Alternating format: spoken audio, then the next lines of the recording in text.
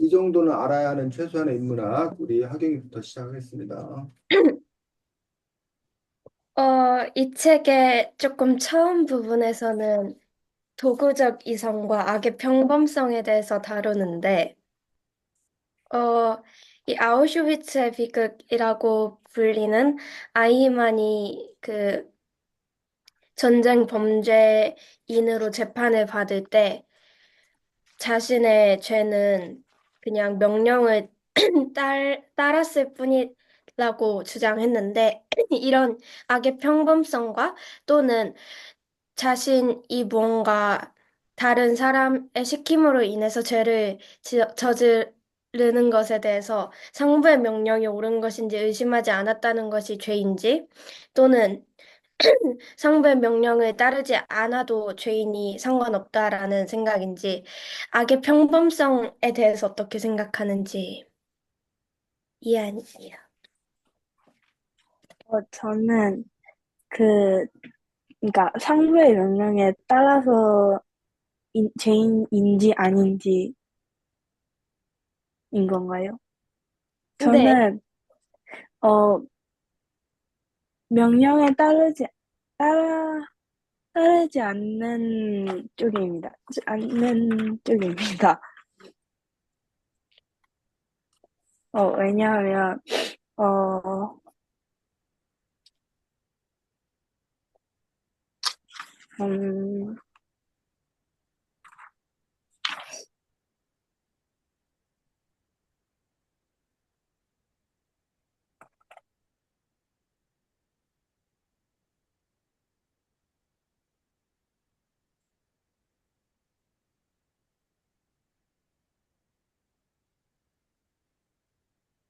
왜냐하면 죄인에 대해서 어, 제 생각에는 물론 사람들이 그 수사의 한 부분에 대해서는 그게 맞을 가능성이 많긴 하지만 혹시라도 잘못했다던가 아니면 무언가 고액의 돈으로 인해서 그 죄인이 약간 대신 감옥에 들어간다 약간 그런 사례가 생각보다 많잖아요. 그래서 무조건 상부의 명령을 100% 따라야 하는지는 모르겠고, 어, 네, 그렇습니다.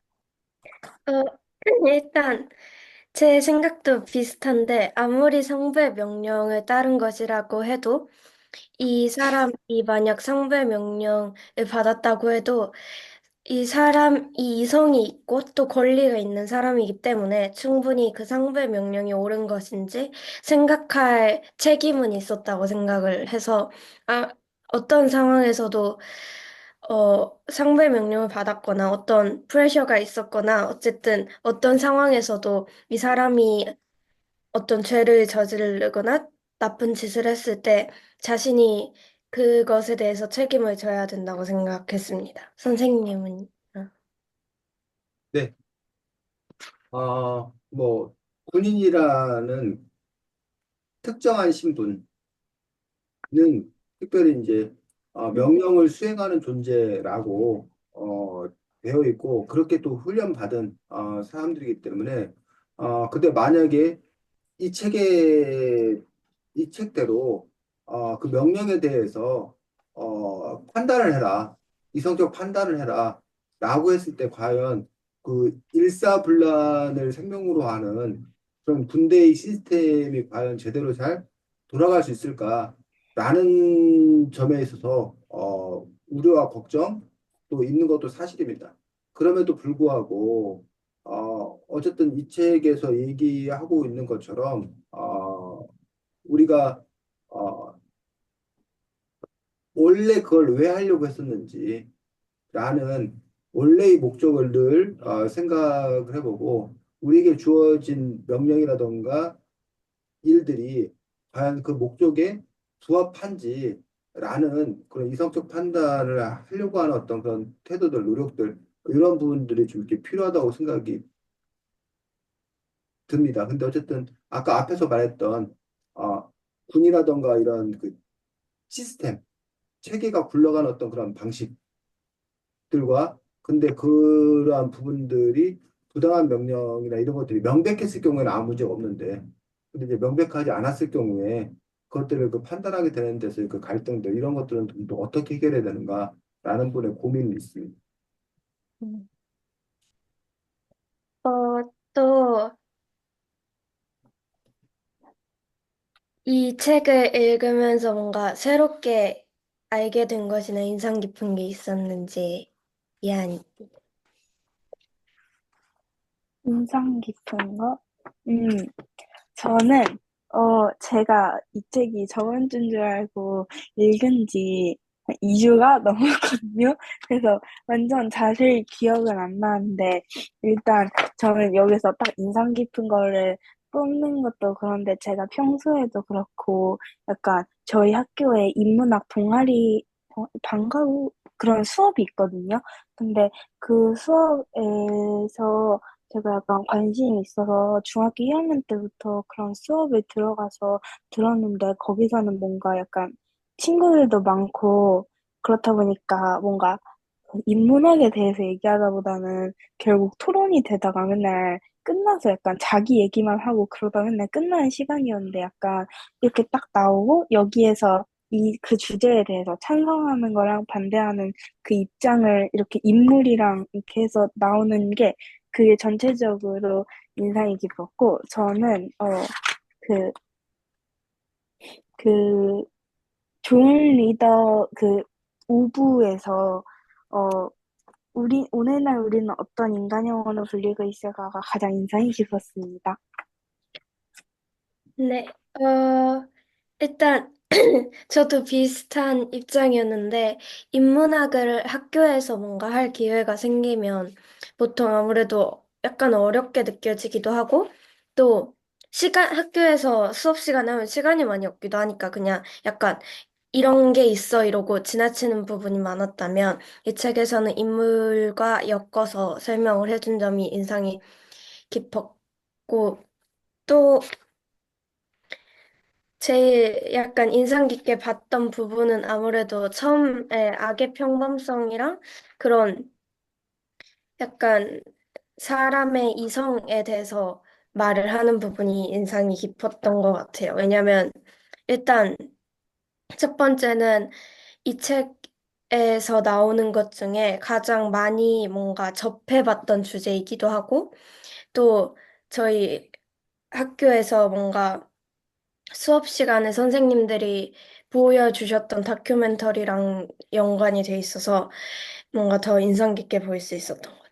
저 여기까지예요. 수고했습니다. 하경이가 말했던 그 악의 풍범성 이야기는 사실은 뭐 여러분들이 다른 곳에서도 여러 번 많이 접하지 않았을까 싶습니다. 근데 그 얘기가 워낙 그 중요한 어떤 그런 얘기고, 아까 이한이가 말했던 그 어떤 리더, 좋은 리더는 문제를 해결하고 나쁜 리더는 문제를 만든다는 말을 요즘 우리나라의 어떤 그 현실 정치와 관련되어 가지고 이 책을 읽으면서 뭐 책을 그 염두에 두고 읽지 않았지만 자꾸 우리나라 2025년 대한민국의 현실이 자꾸 이렇게 오버랩 돼 가지고 읽으면서 어쨌든 뭐 여러 생각을 하게 됐는데, 어, 악의 편법성과 관련되어서 똑같은 증언이 이번에 나왔지.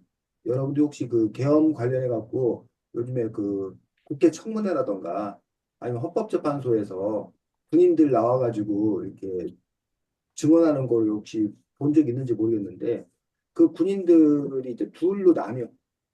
한쪽 파트의 군인은 내가 잘못했다 라는 쪽에 그런 군인들 쪽에 한쪽이 있어. 다른 한쪽은 나는 상부의 명을 뭐 한 것뿐이다. 다른 것뿐. 따른 것뿐이다. 나는 대통령이 그 검찰총장 출신인 거 알아? 네. 법률가 출신이란 말이야. 그거 자기가 알아서 오죽이나 법에 대해 잘 아는 사람이 제대로 잘 판단을 했겠냐? 나는 대통령이 명한 대로 나는 뭐 하는 사람이다? 수행하는 따르다. 군인이다. 군인은 명령해주고 명령에 사는 거다. 군이 내가 명령대로 한 게 내가 뭐가 잘못이냐? 라는 식으로 이야기하는 사람이 있어, 군인이. 그 장군들이 몇 명 있어. 그 부분들에서. 그리고 이제, 물론 이제 이런 사람도 있어. 내 신념이다. 음.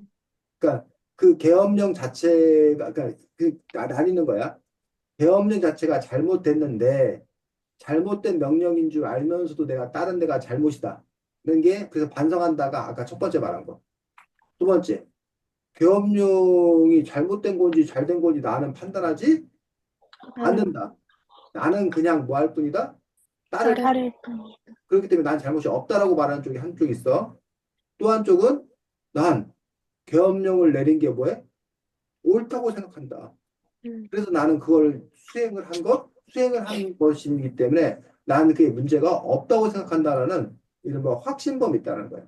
여기 세 가지 파트가 있는 거야. 근데 그 중에서 지금 여기 그 한나 아렌트라는 철학자가 그 말했던 그 악의 풍범성이라고 말했던 그 아이만의 재판에서 이 아이만 1, 2, 3번 중에 뭐에 해당하는 사람이야? 2번. 2번에 해당하는 사람이야. 히틀러의 만행, 유대인 학살 그 명령이 잘못됐다는 건 알아. 하지만 나는 그냥 뭐로서? 공무원으로서 나는 그냥 내가 나에게 맡겨진 일에 뭐했다? 최선을 알았다. 충실했다. 그래서 악의 평범성이라는 말이 한나 아렌트가 이제 악의 평범성이라는 걸로 그걸 설명을 한 건데 요 말 이전에는 어떻게 생각했다는 거야? 이 말이 갖는 의미가 뭐야? 왜 악의 평범성이라는 말이 갖는 의미가? 악은 뭔가 특별하게 벌어지는 것이 아니라 평범함에서도 그렇지. 발생. 그 전까지 우리는 악한 일은 악마가 저지른 일이야. 음, 그 악마가 악한 일을 저지른 거는 우리들의 인지 구조상 당연한 일이 되는 거야. 근데 그 수십만 명, 수백만 명의 유대인을 학살한 그 아주 그 핵심적인 역할을 한 사람이면 얼마나 끔찍한 악마겠어. 그런 걸 생각하고 갔는데, 재판에 갔는데, 그 사람이 뭐가 아니더라는 거야? 악마가 아니더라는 거야, 그냥. 그냥 한 집안에 그냥 뭐야, 따뜻한 아빠더라는 거야. 저 사람이 그렇게 악한 일을 저질렀다라고 말할 수 없다는 거죠. 뭐 예를 들면 뭐 약불하게 생긴다던가, 막 욕을 내뱉는다던가, 평상시에 뭐 이상한 행동 한다던가, 그러면 저놈이 저런 일을 할 법한 놈이다 이렇게 생각하잖아. 근데 그렇지 않다라는 거지. 그러면서 이걸 도대체 어떻게 설명할 수 있을 건가? 라는 부분에서 이제 설명됐던 것들이 하나 악의 평범성이라고 하는 부분들이고, 그거를 이제 그러면 왜 그 사람이 그렇게 그런 행동을 했는 건가? 라는 부분에 있어서 결국은 책 21조 에 보면 두 가지 문제에 대해서 얘기를 하고 있습니다. 첫 번째, 검사가 그 말했다는 거. 그 아이만에 대해서 검사가 뭐라고 말한 거야?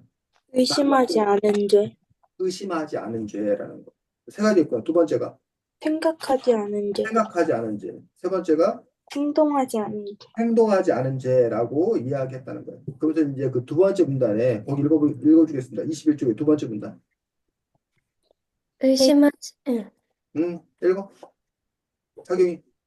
의심하지 않은 죄는 상대의 명령이 옳은 것인지 의심하지 않았다는 것이고, 생각하지 않은 죄는 자신의 행동이 누구의 무엇을 위한 것이었는지 행위의 진정한 목적을 판단하지 않았다는 것이다. 또 행동하지 않은 죄는 의심이 들고 명령이 잘못되었다고 생각했다면 행동을 통해 명령을 거부했어야 하는데 그걸 하지 않았다는 것이다. 그 부분에서 의심하고 생각하고 행동하지 않은 어떤 그런 부분들에 대해서 그것이 죄다라고 이야기를 하는 거야. 그러면 이번에 계엄령이 떨어져가지고 그 국회를 봉쇄해라. 아니면 뭐 거기 국회의원을 끌어내라. 물론 그거 갖고도 좀 있어. 논란 다툼이 있어. 근데 그런 명령을 그 사람들이 받았을 때 과연 국회를 봉쇄하고 국회의원을 끌어내려는 어떤 그런 것들이 헌법의 질서에 맞추어서 이게 맞는 행동인 건가? 라는 부분들을 뭐 해야 되고 의심해야 되고 어? 그리고 도대체 이걸 하는 것들이 이게 정말 시민과 국민을 위한 행위인 건가? 그렇지 않은 건가? 생각해야 되고, 그리고 그것에 대해서 그것이 잘못이라면 난 그걸 할 수 없다라고, 거부해야 되고, 이렇게 가야 된다라고 얘기를 했던 거예요.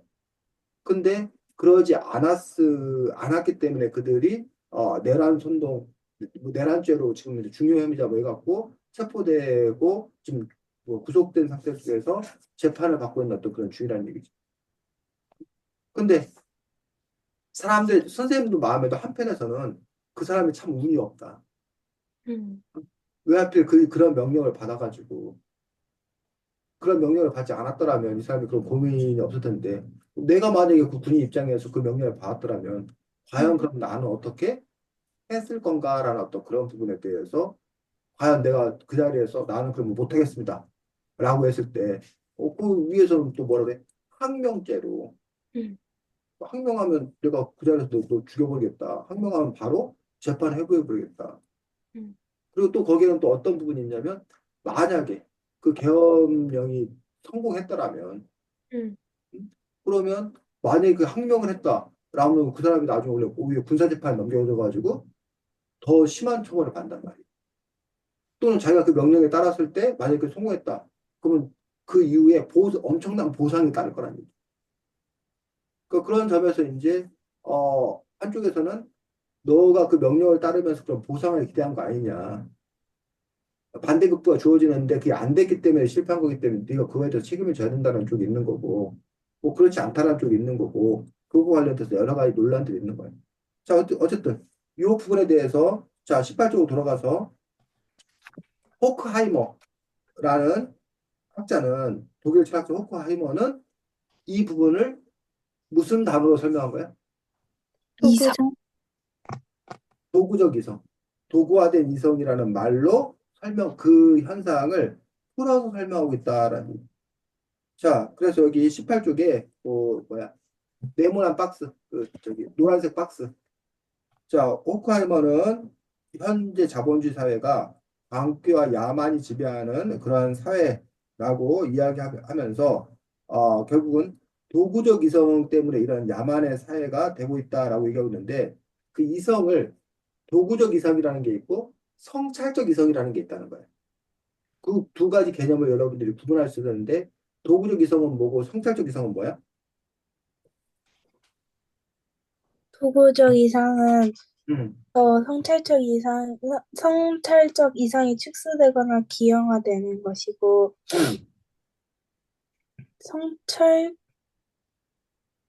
이상은, 음,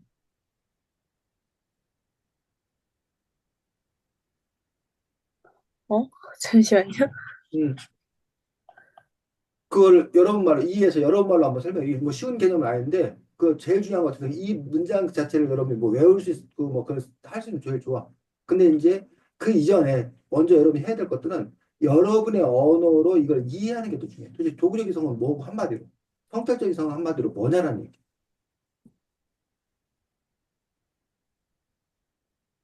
성격적 이성은 한마디로 왜 음, 내가 그 일을 왜 해야 돼? 무엇을 위해서 해야 되지? 그것의 본질은 뭐지? 이거를 우리의 이성으로 생각하고 따져보는 거 보고 성찰적 이성이라고 그래. 도구적 이성은 왜가 아니라 어떻게? 어떻게. 그러니까 그걸 왜 하는지는 중요하지 않아. 이걸 어떻게 하면 잘할 수 있을까? 아까 계엄령이 떨어져서 국회를 봉쇄해라 라고 했을 때 성찰적 이성을 한다면 어떻게 한다는 거야? 내가 왜 어, 이, 이런 거 왜 계엄을 하지? 이 계엄이 옳은가? 왜 국회를 봉쇄하는 거지? 이렇게 그 자체를 따져봐야 한다는 그 목적 자체를 따져봐야 한다는 거야. 근데 이런 성찰적 이성을 하지 아니하고 오로지 도구적 이성. 즉 어떻게 하면 이 국회 공세를 더 잘 효율- 효과적으로 잘해낼 수 있을까?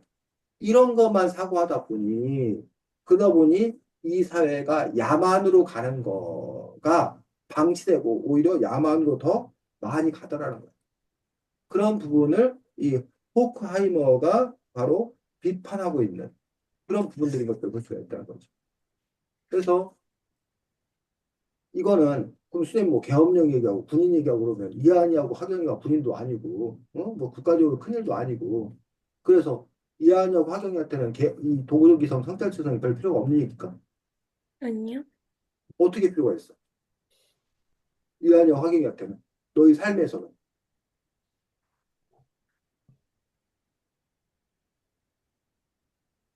너희 삶에서 친구들과의 관계에서 쌤이 어제 저기 중학교 2학년 올라가는 친구들하고 수업하다가 깜짝 놀랐어. 어? 오, 막 그 애가 자기가 뭐 그 뭐야? 한 학기 내내 왕따 당해가지고 친구도 없고 막 너무 힘들었다는 거야. 그 선생님이 그렇게 그 피해자 얘기를 직접 그 음, 들어본 적이 별로 없어갖고 그 선생님이 그 애한테 왜 뭐라고 말을 해줘야 되나.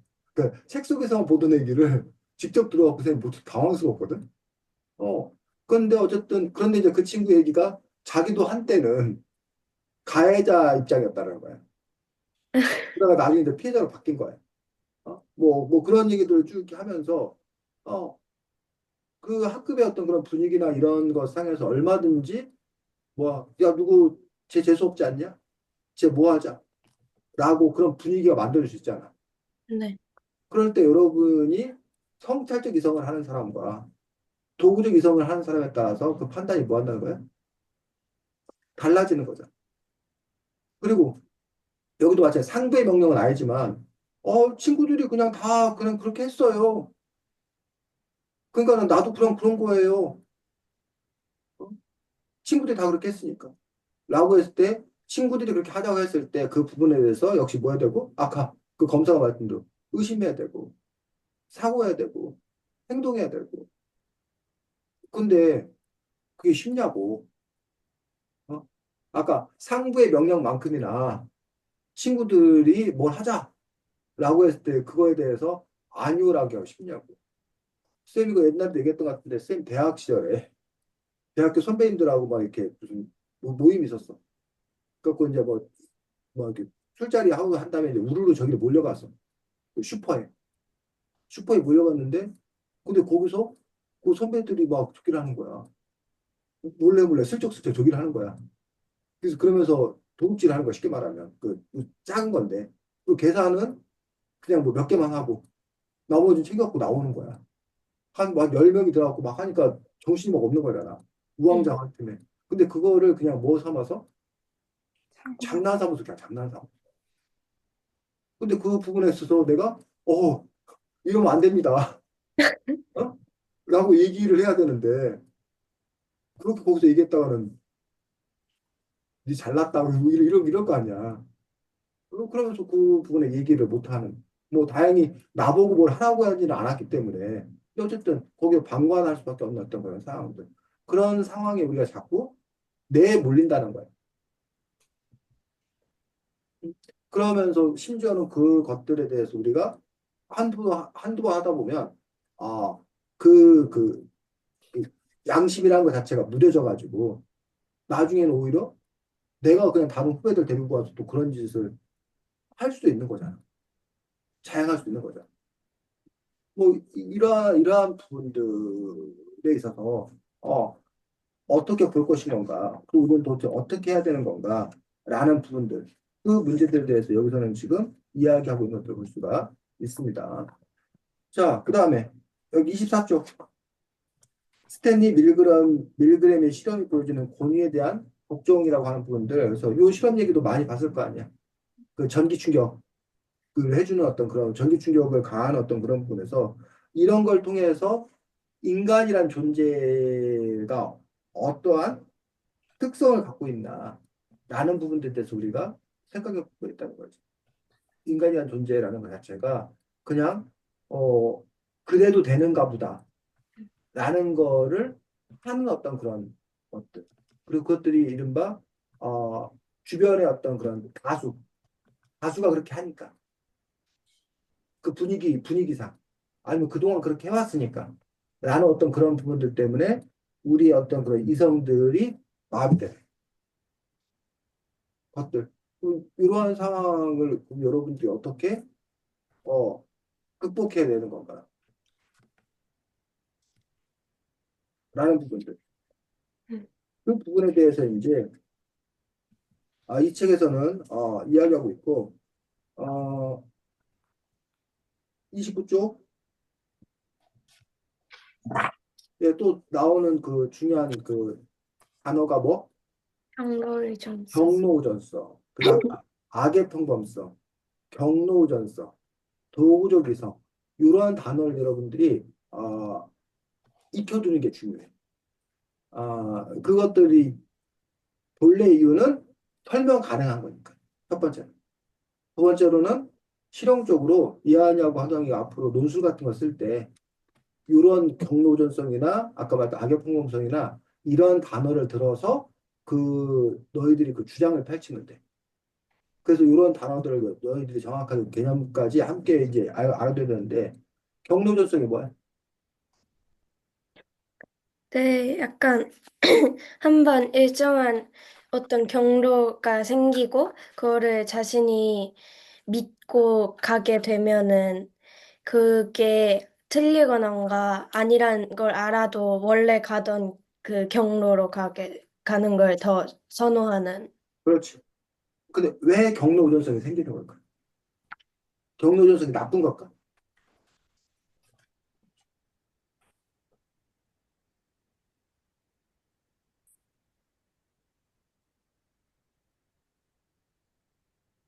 경로전성이 생기는 이유는 사실은 그게 함재기 선택이야.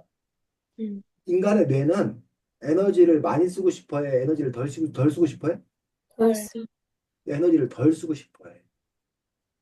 그러면 그냥 가던 길 그대로 가는 게 에너지를 덜 쓸까? 새로운 길로 가는 게 에너지를 덜 쓸까? 그냥 그냥 가던 길 가는 게 에너지를 덜 쓰는 길이야. 이미 그 시스템화 돼 있기 때문에. 그게 사실은 인간이 살아가는 그런 방식이란 말이야. 그런데 경로우전성이 문제가 되는 이유는 뭐야? 그게 잘못된 길일 수도 있어서.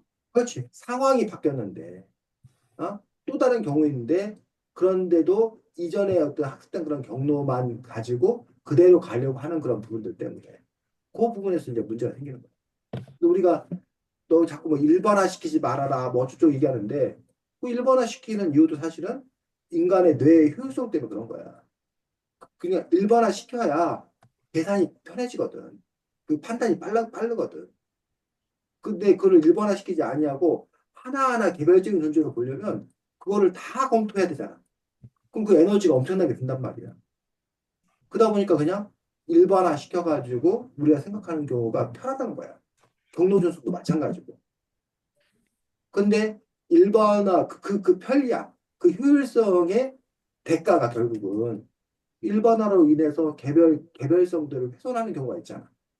경로 우존성으로 인해서 나중에 치명적인 잘못을 범할 수가 있잖아. 그러한 부분에서 과연 이 것들에 대한 해결책을 어떻게 할 거냐. 아까 군인이 명령에 따르고 명령에 죽어야 된다라고 하는 그런 부분에 대해서 근데 너희가 이성적 판단, 성찰적 이성을 해라 라고 하면 어? 군, 장군이 군인들한테 명령을 내렸는데 나 안 할 거예요. 나 이거 잘못된 거예요. 이게 전쟁이 되겠어. 그런 부분에 이제 문제가 있다는 거지. 그래서 그 사회를 어떻게 구성할 거냐. 학교에서도 부모님한테도 부모님과 자녀 사이에 엄마 아빠 말 들어라. 엄마 아빠 말 들었는데 너네가 왜요? 어? 엄마 아빠 말이라는 부분들에 대해서 그거를 여러분들이 순종. 우린 그동안 순종을 가르쳤단 말이야. 근데 그 부분에서 우리가 그것들을 따져봐야 되는 건가? 판단해야 되는 건가? 학교 선생님 말도 마찬가지지. 그것들을 따라야 되는 건가? 아니면 그것들에 대해서 검토해 봐야 되는 건가? 그래서 과거에는 당연히 순종이었어.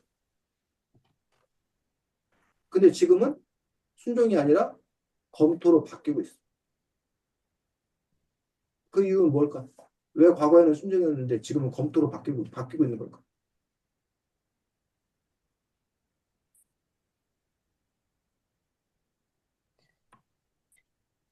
음. 과거에, 하긴, 네. 과거에는 순종이, 어, 효과적이기도 했어. 음. 왜냐하면 선생님이나 부모가 더 많은 정보를 갖고 있었던 거야. 아, 더 좋은 판단을 할 수 있다고 생각했던 거야.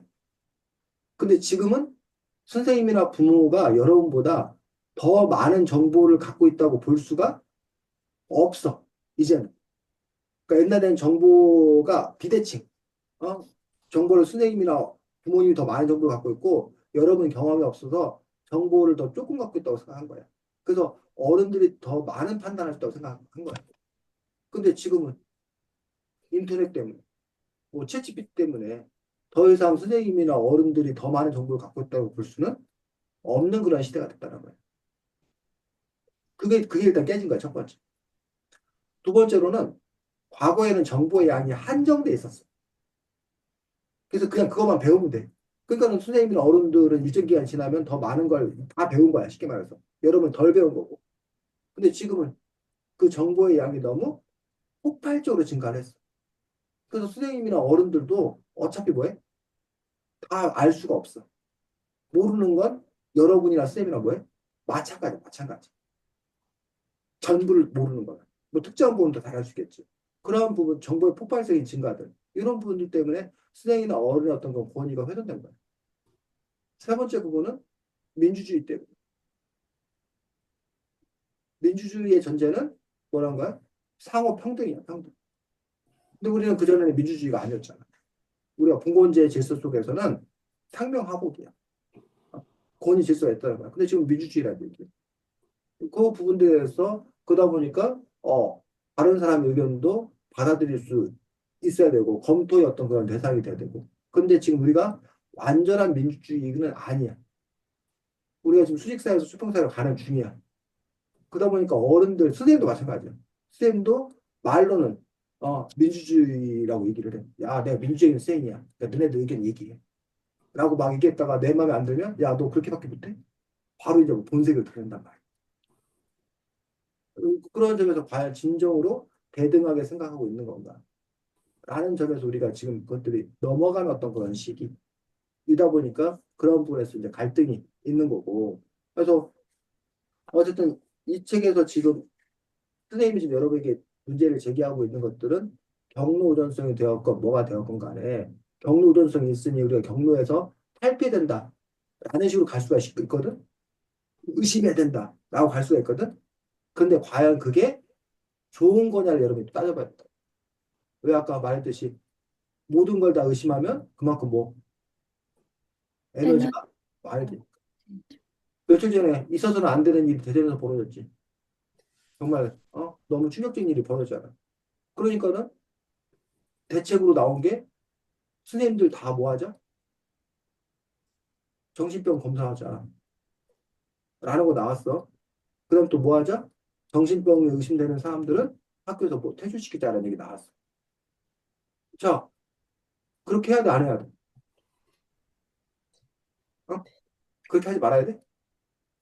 어, 근데, 어, 물론 그 일이 뭔가 심각하고, 그 응, 선생님이 막, 그러니까 100% 잘못한 건 맞지만, 응, 그렇다고 막 다른 정신병 의심되는 사람을 다 그렇게 하면 그 사람들은 갑자기 하루 만에 일이 사라지니까 돈도 못 벌고, 만약에 그 사람이 가정을 꾸리고 가정에 하고 있다면 그 사람을 비롯한 그 가족은 완전 갑자기 돈을 못 벌게 되니까 생계가 끊기게 되는데, 네, 그렇게 되니까 다 잘라버리면 안 되지 않을까요? 그렇지. 이한이가 지금 말했던 것처럼 그냥 다시는 그런 사건이 벌어지지 않아야 된다는 건 다 동의해, 사실은.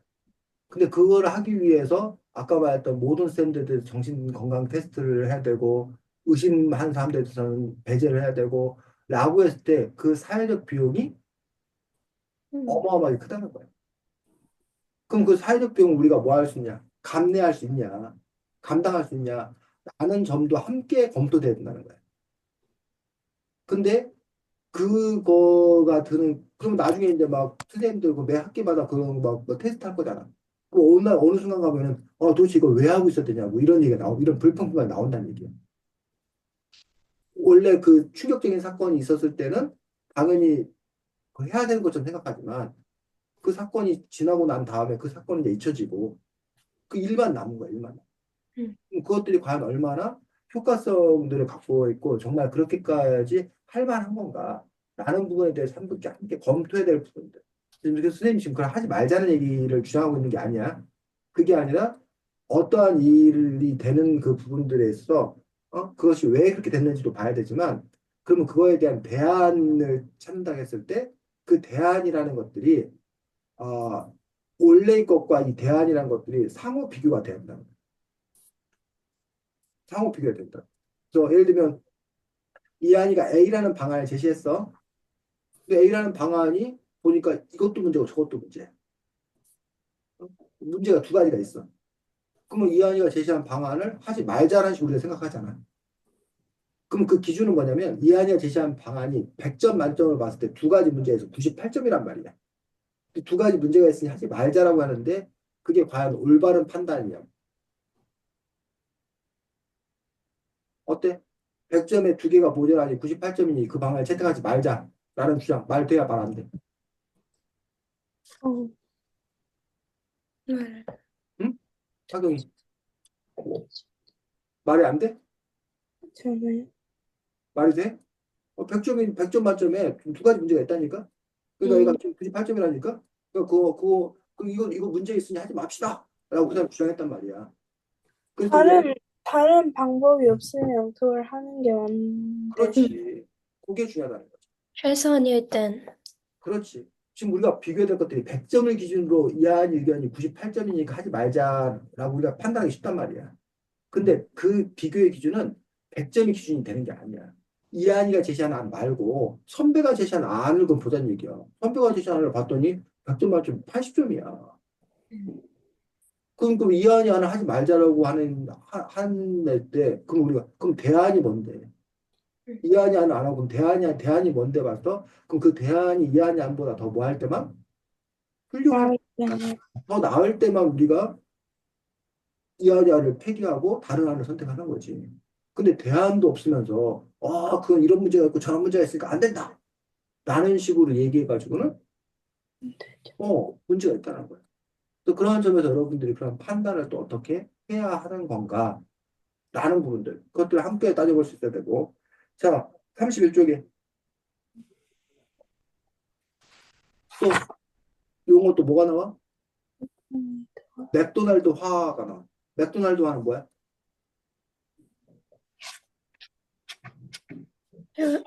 약간 모든 걸 표준화시켜서 효율성을 높이는. 음. 표준화시켜서 효율성을 높이는 거 좋은 거 아니야? 음, 좋긴 한데, 응, 어떤 약간 표준화가 됐을 때, 뭐, 맥도날드 같이 음식 같은 거는 효율적일 수 있지만, 표준화가 되지 않아야 할 것에 다 표준화가 되면, 개별적인 가치나 뭔가 이런 것들이 무시받을 수 있다는 게 문제가 될 수 있죠.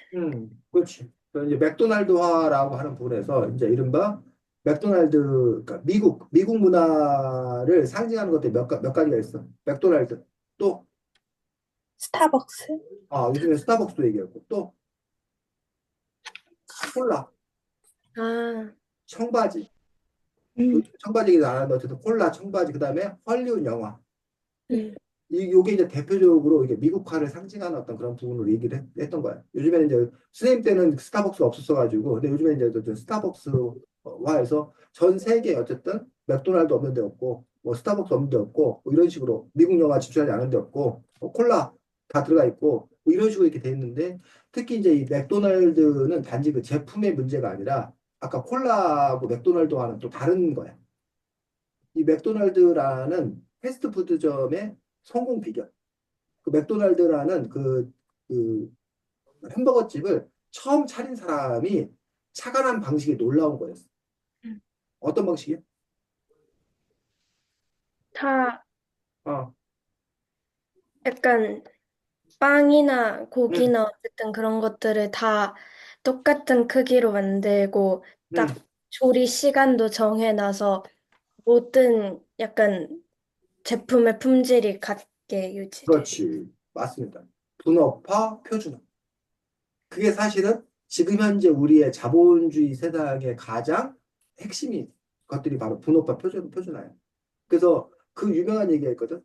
옛날에는 바늘을 한 사람이 그 바늘을 다 깎아서 만들었단 말이야. 음. 그래서 위에 뭐 머리 보이는데 그런데 이거를 뭐 다섯 사람 여섯 사람이 나눈 거야. 너는 이거를 깎기만 해. 너는 넌 두들기만 해. 너는 뭐 하기만 해. 또 혼자서 깎아서 만들었더니 뭐 하루에 뭐 50개를 만들었어. 근데 5명이 깎아서 만들었다는 거 10,000개를 만들어. 그럼 원래 5명이 만들면 한 250개를 만들 수 있는 건데 그걸 분업화해서 이할 만해 라고 했더니 오히려 수십 배의 생산성, 효율성이 나오더란 거야. 그럼 그전에도 햄버거는 있었단 말이야. 근데 그전에 햄버거는 어떻게 했냐면 한 사람이 패티 굽고 한 사람이 빵 갖다가 한 사람이 뭐 상추 얹어가지고 뭐 소스 뿌려가지고 한 사람이 그걸 만들었단 말이에요. 그럼 한 사람이서 그 햄버거 하나를 만드는데 뭐 5분이 걸린다. 그럼 그 5분 만에 햄버거 만들었다는 얘기야. 한 사람이서. 근데 지금은 햄버거 가게 이렇게 보면은 여러 사람이 이렇게 서 있는 거야. 그 패티 굽는 애는 계속 뭐만 해? 패티만 패티만. 한 애는 계속 그 저기 뭐야 햄버거 올려놓고 소스만 막 뿌려. 그리고 한 애는 계속 이렇게 포장만 해. 하나는 주문받아갖고 뭐야 파우대. 이렇게 여러 명이 나누어서 자기 할 일만 계속 하는 거야. 그러니까는 뭐야 1분에도 막 몇 개씩 햄버거가 나오더라는 얘기. 효율성이 뛰어나더라는 거지. 그게 바로 이 맥도날드화라고 하는 것들, 맥도날드 음식점이 뭐 했다는 것도 아니라 그러한 방식이 우리 삶의 전반에 적용되는 거예요. 자, 이렇게 함으로써 생산의 효율성, 분업으로 생산의 효율성이 높아진 건 인정. 자, 그런데 문제는 뭐야? 이것이 갖는 문제는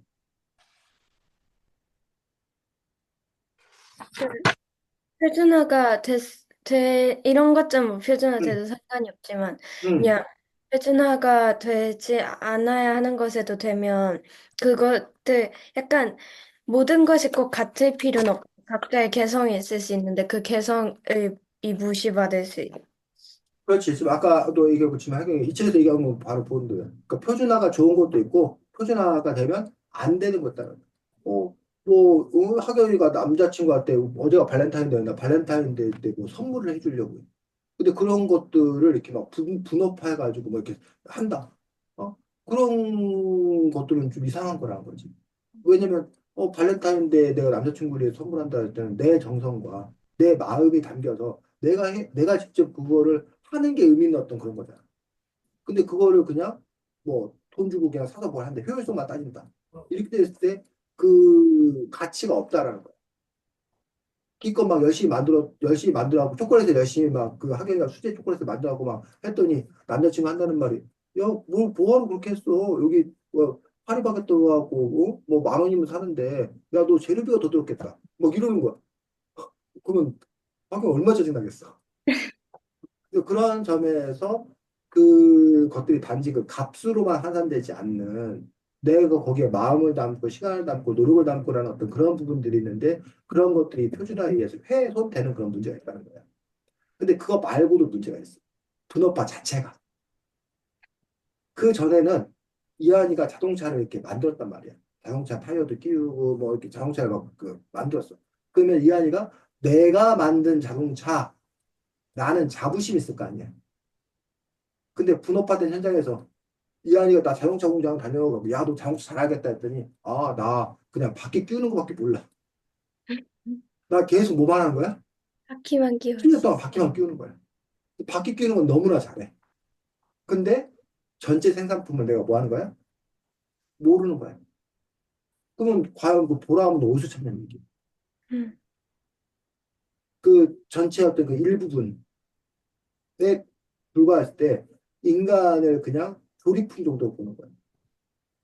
그런 점에서 어떤 인간이 보람을 찾는 것들은 전체적인 어떤 그 것들에 대한 완성품 이런 것들에 대한 어떤 욕망 이런 것들이 갖고 있는데 단지 생산을 더 효율적으로 해야 되기 때문에 너는 한 부분만 맡아서 해라 라고 파편화시켜 그렇게 됐을 때 나의 존재라는 부분들이 상당히 좀 이렇게 뭐야 언제나 대체 가능한 타이어만 끼우는 것만 연습시키면 이한이가 꼭 그 타이어 이한이가 꼭 그 일을 해야 되는 거 아니잖아. 다른 사람도 와서 쉽게 뭐해? 타이어만 끼울 수 있잖아. 사실은 그래서 그 분업화 시킨 거야. 언제든지 사람을 뭐 하려고? 교체 제, 투입 가능하도록 하기 위해서. 그래서 그것들을 이렇게 매뉴얼을 이렇게 나눈 거란 얘기. 그래서 지금 선생님도 수업이 마찬가지야.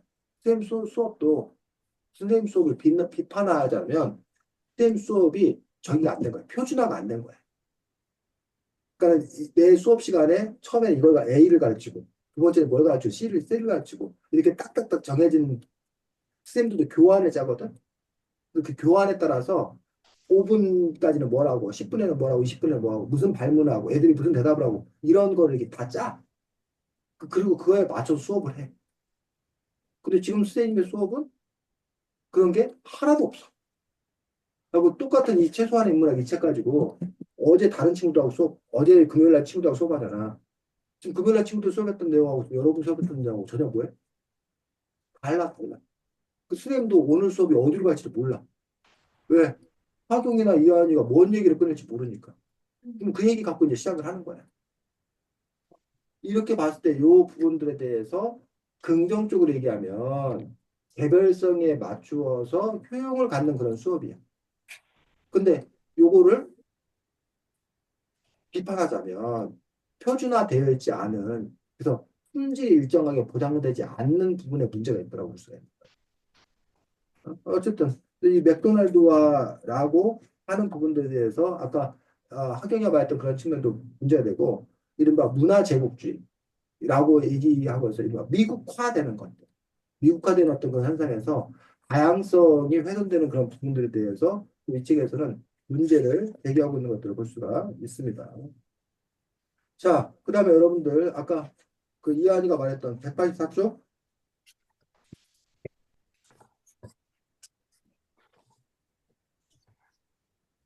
오늘날 우리는 어떤 인간형으로 불리고 있을까라고 이제 그 얘기하고 있는데, 여기서 나오고 있는 용어, 184쪽에 나와 있는 용어가 뭐야?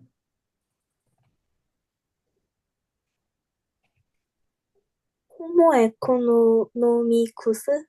호모 에코노미쿠스. 그러니까 뭐, 이른바 뭐, 호모 에렉투스, 뭐, 직립보행하는 인간부터 시작해서, 뭐, 어, 갑자기 생각이 안 나. 우리가 도구를 사용하는 인간, 뭐, 그다음에 뭐, 놀이하는 인간 등등 여러 가지 그 인간에 대해서 뭐, 호모 어쩌고저쩌고 이렇게 설명하는 그 용어들이 많이 있어. 근데 이제 그 중에서 여기는 지금 호모 에코노미쿠스인데, 호모 에코노미쿠스는 뭘 말하는 거야? 경제인 소비자, 자본주의적 인간형. 자본주의적 인간형이라고 얘기하고 있습니다. 그래서, 어, 왜 이런 개념이 만들어진 거야? 현대 사회에서 사람들이 가치나 이런 것보다 경제적 이익을 최우선으로 삼는 거. 음. 그리고 우리가 지금 현재 자본주의에 살고 있기 때문에 무엇보다도 이제 경제, 돈이 중요한 어떤 그런 시대에 살고 있다는 거예요. 그래서 모든 거의 어떤 그런 기준들을 경제의 어떤 그런 부분. 그래서 예전에는 대통령을 뽑을 때 훌륭한 정치, 조정 역할을 잘하는 사람, 이 사람을 대통령을 뽑아야 된다고 생각했었어. 근데 요즘은 대통령을 뽑을 때 제1기준이 뭐야? 경제를 살릴 수 있는 사람. 우리를 더 부자로 만들어줄 수 있는 사람을 뽑아야 된다고 라는 생각이 상당히 강해. 물론 그 시대마다 다르긴 하지만. 그런 점에 있어서 우리 어떤 그 옛날에는 그 신문 뉴스나 이런 것들도 정치면이 제일 일면이었어. 그다음에 뭐 경제면은 저 뒤쪽에 있었어. 근데 요즘은 뭐 물론 정치 뉴스가 많긴 하지만 경제와 관련된 어떤 그런 부분들이 상당히 중요한 현안으로 부각되고 사람들이 이른바 돈 버는 일에 대해서 엄청난 관심을 갖더라라는 얘기예요. 근데 어쨌든 여기 부분에 있어서 호모 에코노미쿠스 시대라고 하는 어떤 그런 부분에 대해서 지금 얘기하고 있는데 이 책의 저자는 어떤 그 호모 에코노미쿠스에 대해서 어떻게 얘기하고 있어?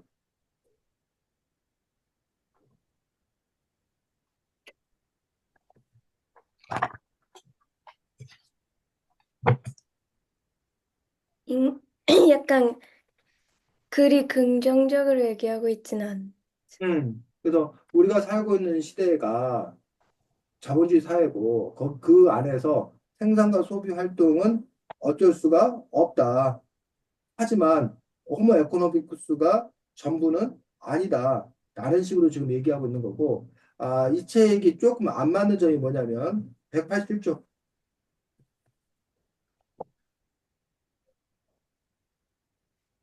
이 책이 지금 나온 시기가 나온 때가 출판 연도가 연도 출판된 책이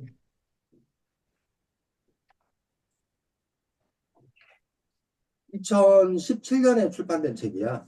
지금부터 약 8년 전에.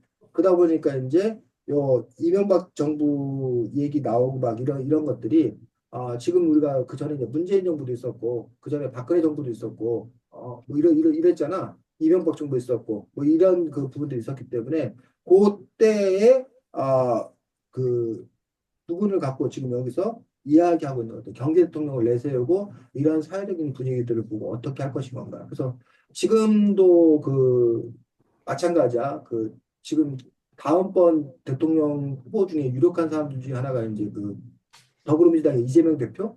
이분이 내세우는 게 먹사니즘이라고 들어봤어? 신조어야. 먹사니즘. 먹사님. 먹고 사는 게 제일 중요하다. 그 먹고 산다에 먹고 산다라는 말을 따가지고 이즘이 이제 어떤 주의 뭐 이런 걸 뜻하잖아. 이념 뜻하잖아. 그래서 이제 먹사니즘이라고 얘기를 하는데 그만큼 먹고 사는 문제가 제일 중요하다라고 이제 얘기를 하는 것들을 볼 수가 있는데 과연 물론 먹고 사는 문제가 중요하긴 한데 그것이 과연 전부인 건가? 라는 부분에 대해서 이 저자는 다른 이야기들을 하고 있는 거야. 우리가 인문학적인 어떤 그런 관점에서 놓고 봤을 때는 먹고 사는 거 문제, 왜 먹고 사는 거의 문제는 쉽게 말하면 도구적 이성의 문제인 거야. 근데 그 도구적 이성을 떠나서 근데 우리가 먹고 사는 문제가 종착점은 아니라는 거야. 그러니까 사람이 사는 게 아, 살기 위해서 먹냐, 먹기 위해 사냐 그 얘기 많이 하잖아. 어떻게 보면 우리가 먹기 위해 산다고 얘기하는 사람도 많아. 근데 과연 우리라는 존재가 먹기 위해 사는 존재인 건가? 아니면 살기 위해서 살아야 되니까 먹는 건가? 그러면은 살아야 돼서 먹는다고 한다면 먹는 거 외에 그 먹은 걸 바탕으로 뭔가 의미 있는 일을 추구하며 사는 삶이 그것들이 진정한 삶 아니겠느냐? 라고 주장하는 사람도 있는 거고. 그게 어떤 인문학적 풍탈인 거고. 반면에 아니야. 존재 자체를 위해 우리는 사는 거야. 먹기 위해 사는 거야. 그러니까 그 먹는다는 것들이 음식이 있는 어떤 그런 부분도 있지만 경제적인 부분들이 제일 중요한 가치인 거야. 라고 얘기를 하는 사람도 있는 거지. 그런 점에서 여러분들은 이한이나 하경이는 삶의 가치로서 뭐를 더 중요시 여기는 건가? 이런 부분들을 또 이렇게 뭐 따져볼 필요는 있다라고 봅니다. 그 전에 앞에 쭉 넘어가서 여러분들이 쌤이 이 책을 보면서 여러분들이 요거는 좀 정확히 알았으면 좋겠다고 생각하는 것들이 79쪽입니다.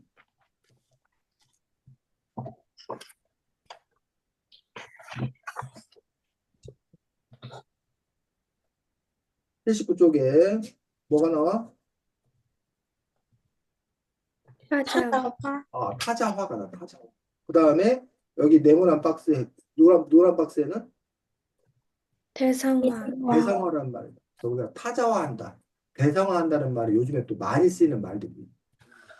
그래서 그 타자화라는 말, 대상화라는 말을 이번 게 여러분들이 그 개념들을 이렇게 명확하게 가졌으면 좋겠고, 그 외에도 이 책에 보면은 아까 앞에서 우리가 맥도날드화라든가 뭐 도구적 이상이라든가 악의 평범성이라든가 이런 용어인데 이렇게 뭐 그 여러분들이 상식적으로 알아야 될 그런 그 인문학 용어들이 상당히 이 책에는 잘 정리가 되어 있는 그런 편들이고 그런 단어들을 뭐 지금 당장 여러분들이 뭐 알면 제일 좋고 그리고 또 여기 있는 단어들 중에 여러분이 나중에 학교에 사회과 교과서나 아직은 도덕인가? 중학교는?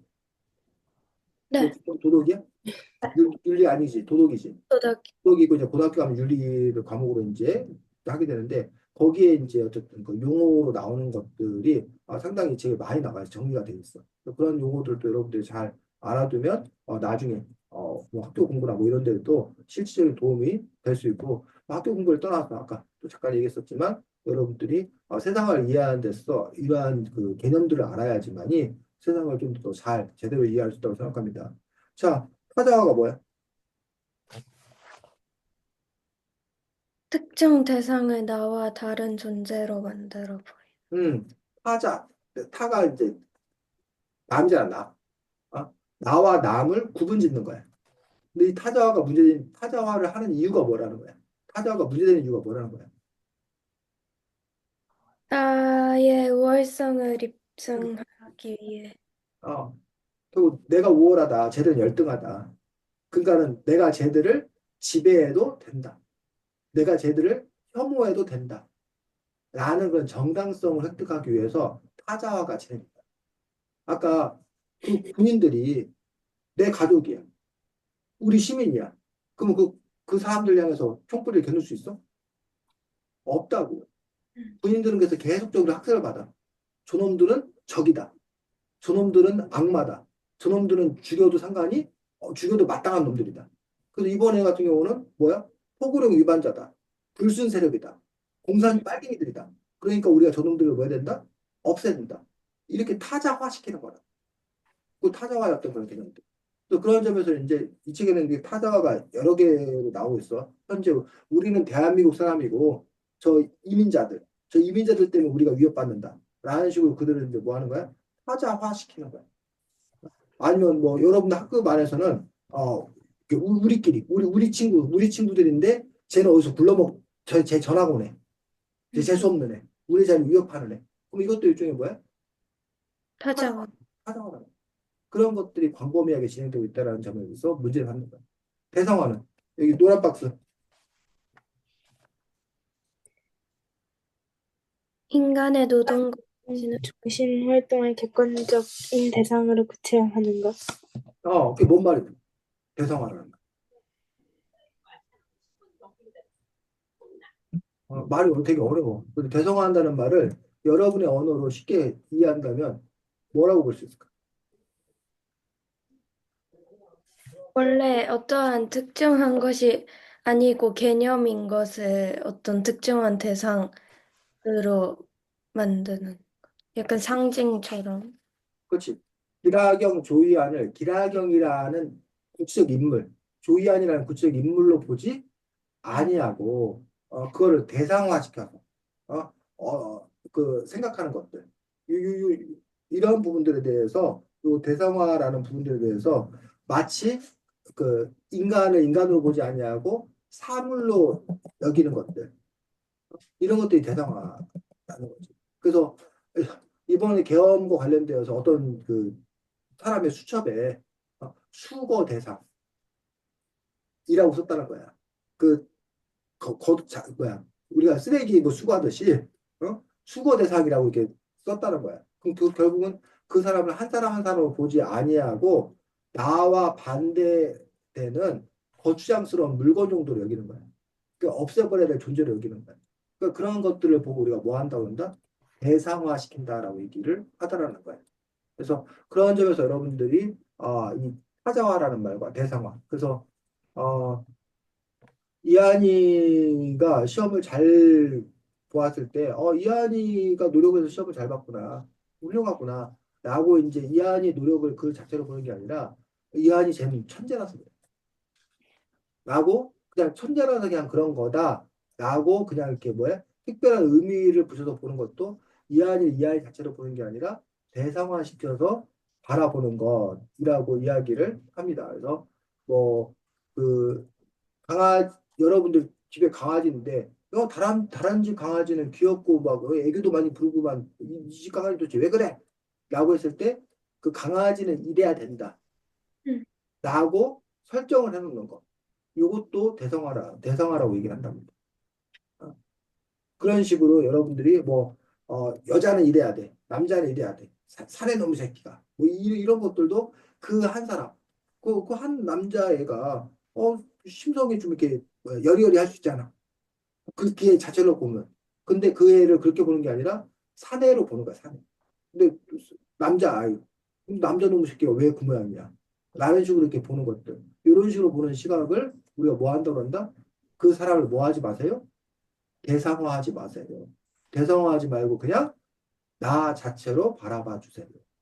라고 학원 선생님들이 여러분들을 이한이, 하경이 이렇게 한 명 한 명의 사람을 보는 게 아니라 회비 내는 학생 으로 바라본다면 그것도 뭐 하는 거야? 대성화. 대성. 그래서 그런 점에서 여러분들이 타자화라는 개념이 뭔가, 대성화라는 개념이 뭔가. 그래서 이 책 안에 보면 어쨌든 이런 식으로 많은 그런 그 용어들이 나오는데 그 용어들에 대해서 여러분들이 여러분의 언어로 이해하는 그런 노력들이 필요하다고 생각합니다. 자, 다음 주에는 어, 오늘 하랑이는 여행 갔답니다. 요. 아, 뒤늦은 연락이 왔습니다. 다음 주에 책이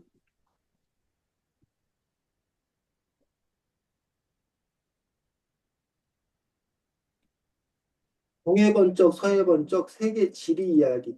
자, 음, 뭐에 관한 책이야? 지리.